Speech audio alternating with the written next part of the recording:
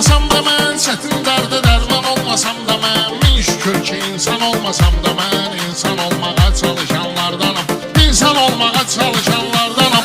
Allah Taala dub eləyən var məni, bu xalq qəbul edib sənətkar məni, Rəşad zor tanıyır xeridar məni, doğma vaxtdanam tanışanlardanam, doğma vaxtdanam tanışanlardanam. Qarı qızıyla qaş itirmişəm mən, ağıl gedib yadda itirmişəm mən, aydın kimi qardaş itirmişəm mən, zalım həyatla barışanlardanam, zalım həyatla barışanlardanam.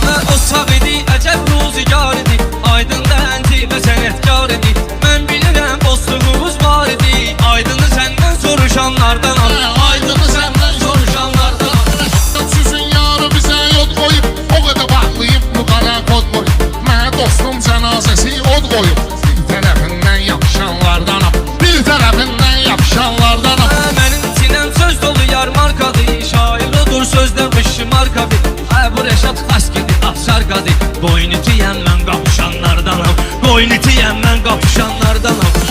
Razı olmamışam özümdən, meyxana ustadı gəlib izimdən, dostumu incitməmişəm sözümdən, üç dənə tuzla baxışanlardanam, üç dənə tuzla baxışanlardanam. Belə görürəm gözbə gəlib dur qumar, şair odur ki ruha çəksin tumar, haram əməldir mənlik olmayıb qumar, Allaha ruhən qovuşanlardanam, Allaha ruhən qovuşanlardanam. Qılın çalmısan, qılın görmüsənsə, yuqar harda qırığını görmüsənsə, uzağı Rəşada aydını görmüsənsə, mən ağa səlimlə yazışanlardanam, mən ağa səlimlə yazışanlardanam. Düzdür Məşəd babanı aydını gördüm, sənətdə mən xeyli qırğını gördüm, basıb kəsməyirəm onu bunu gördüm, ramkama normal sığışanlardanam, ramkama normal sığışanlardanam.